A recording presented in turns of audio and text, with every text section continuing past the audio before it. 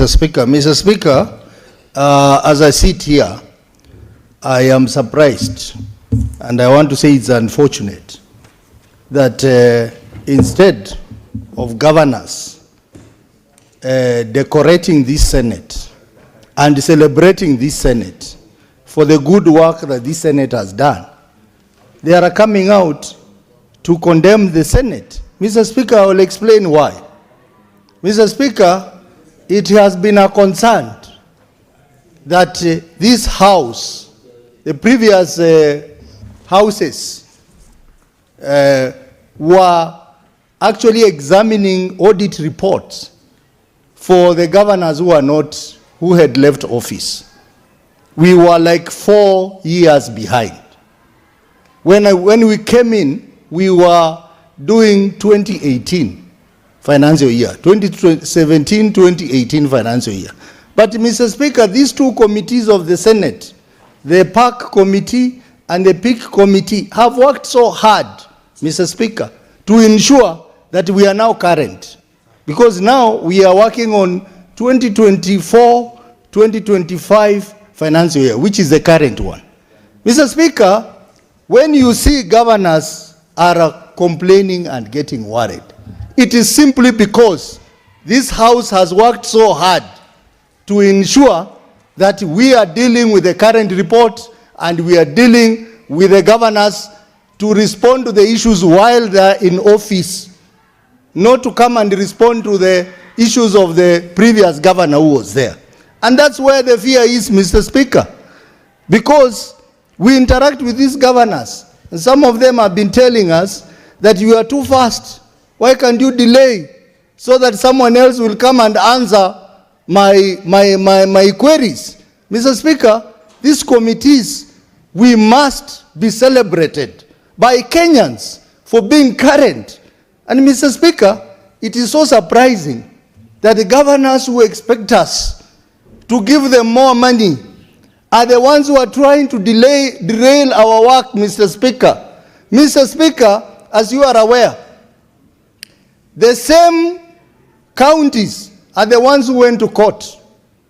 The county assembly, the officials of Nairobi County, they went to court to question the report by the county assembly of Nairobi, Alcoholic Drinks Fund, that report was done outside the timelines defined under Article 229 of the Constitution, which require that 3 months after the Auditor General has presented the report before the House must dispense with that report in 3 months. Mr. Speaker, as a result of that court ruling, the Speaker of this House directed that we must comply with Article 229 of the Constitution. And this House had done so well. Mr. Speaker, members of these two committees have been here since January, second week of January, trying to deal with this report so that they beat the deadline. And the governors have been busy going for holidays, going for retreats, lying beside the beaches as we work, only to come out and start saying that the senators are harassing them, are extorting money from them. Mr. Speaker, this tells you how the priorities in our county is misplaced, Mr. Speaker.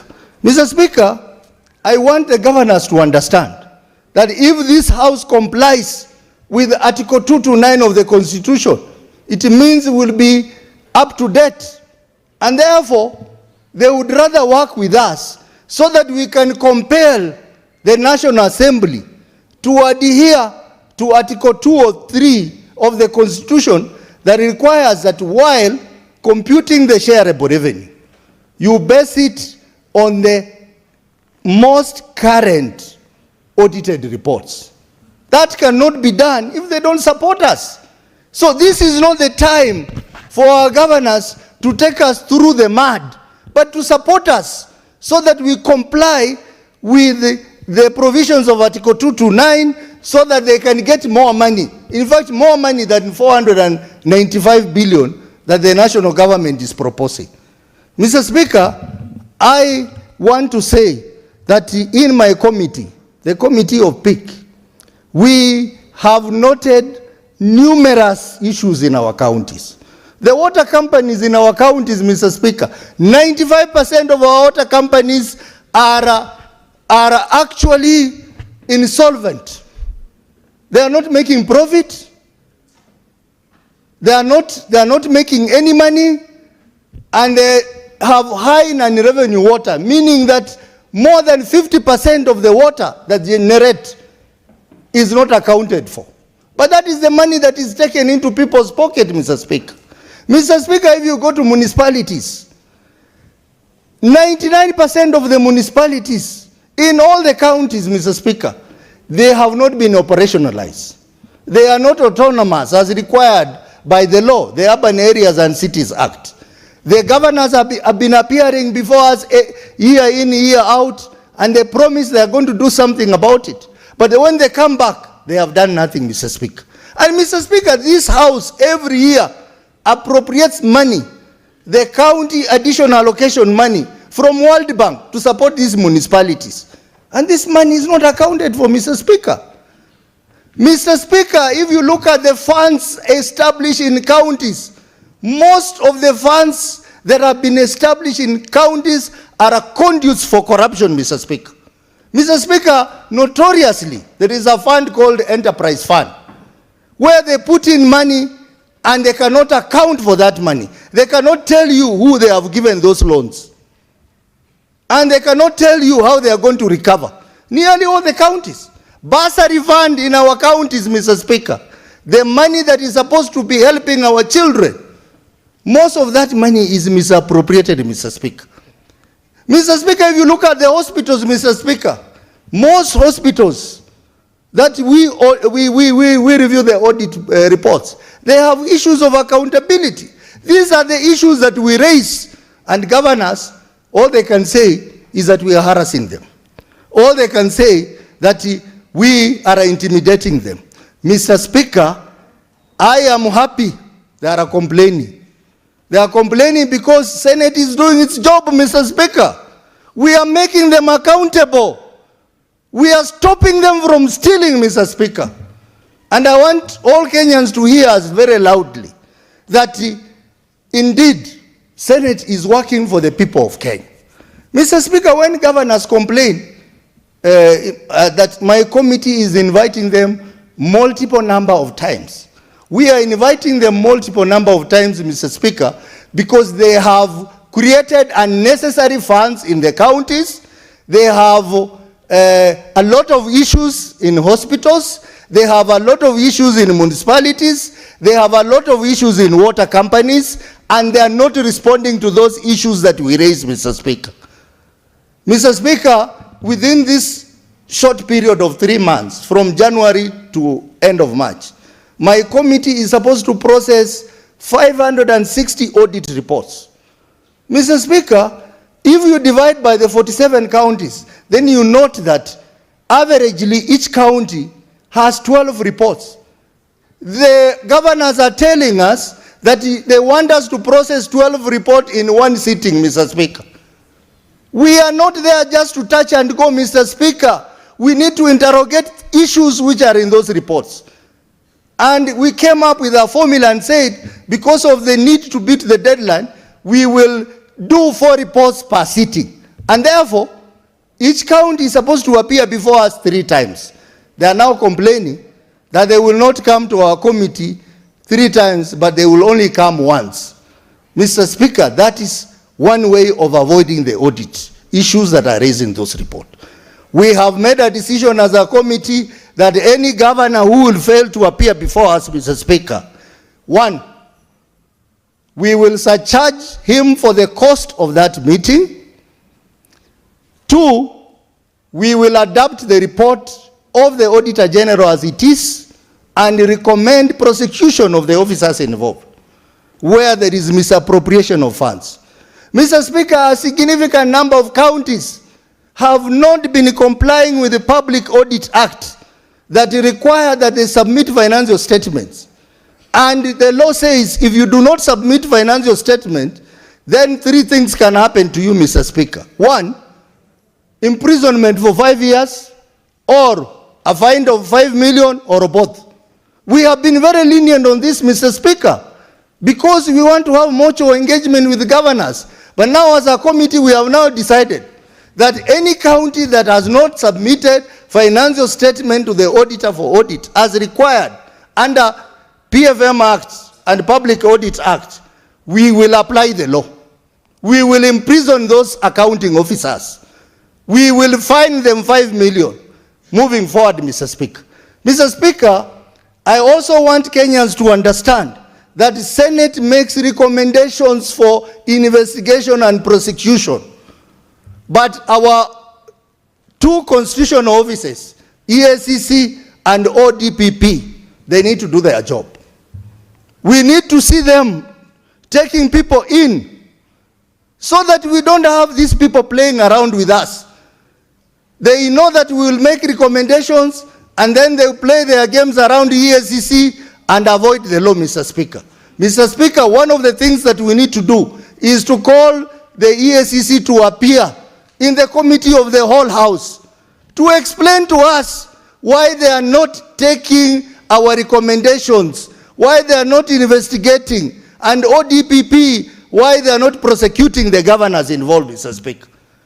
Mr. Speaker, this is a very serious matter, and I want to recommend that now that we are working so hard, the two committees, to process the reports for 2024-2025, I would request, Mr. Speaker, in the Senate Business Committee, the last 2 weeks before the deadline of 31st, we spare that time to discuss the audit report for each county. We have adequate time, Mr. Speaker.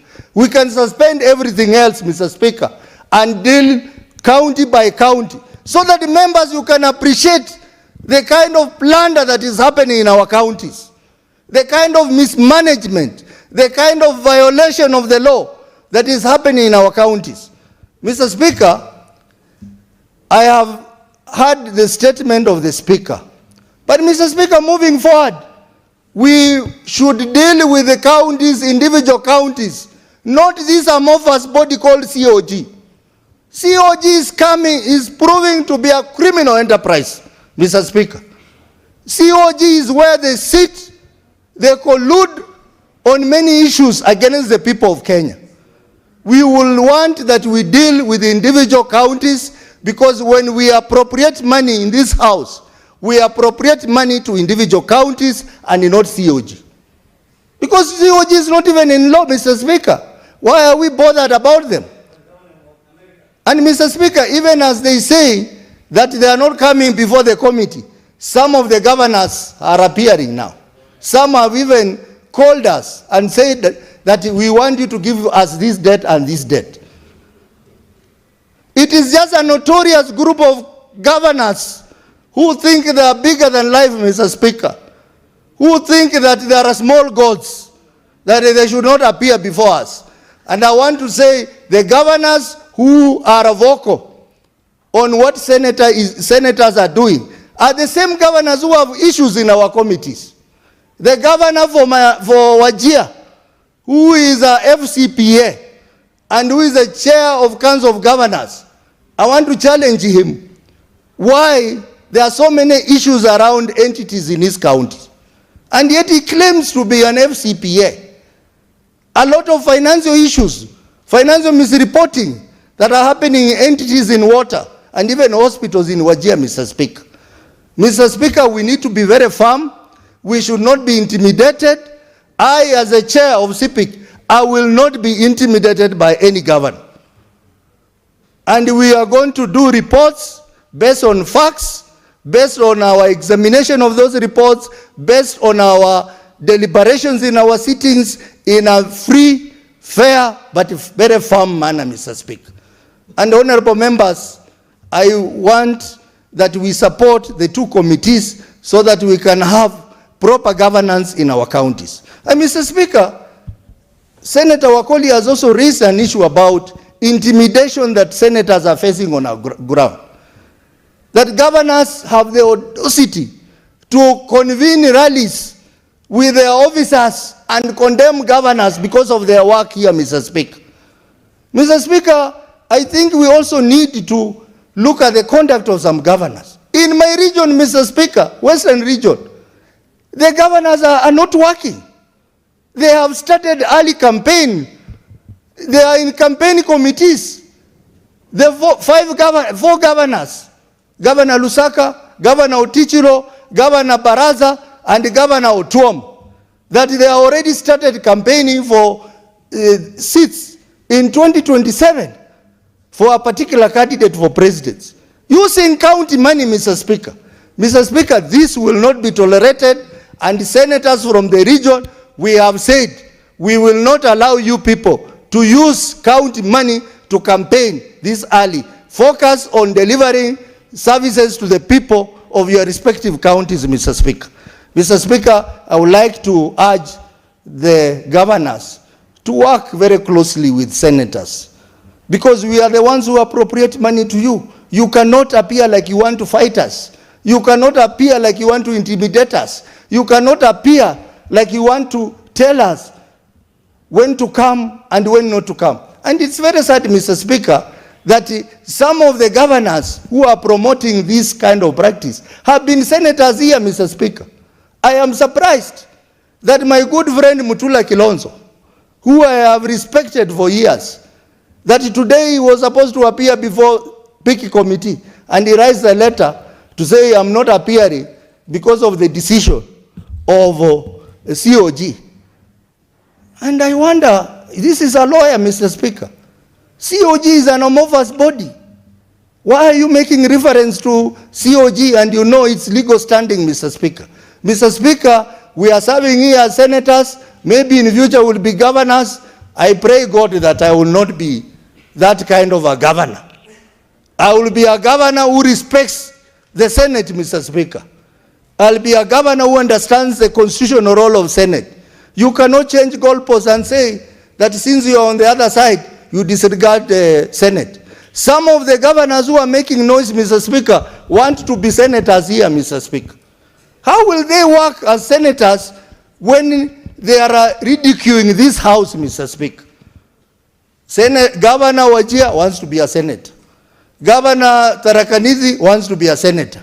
And many others who want to be senators, Mr. Speaker. How will they do their work if they come in, they are elected as senators, and they find that they cannot do their oversight role because they are being told, when you are the governor, you did this, you are against Senate, so let us also be against you because you are Senate. Mr. Speaker, I want to urge members, and I want to encourage the House that this year's reports, let's spend quality time on reviewing those reports, debating them before the expiry of the 31st of March deadline, Mr. Speaker. Mr. Speaker, I support the statement by our Speaker, and I want to thank the Speaker for his firmness. I want to thank the Speaker for refusing to be intimidated by anyone. And I also want to ask His Excellency the President, because I know these governors, they want to run around the President for protection, that Mr. President, hear us as senators, that some of those governors who move closer to you, look back at what they are doing in their counties. Look back to the audit reports that are before this House, and let them serve the people of their respective counties in a fair, transparent, and accountable manner. Mr. Speaker, I support.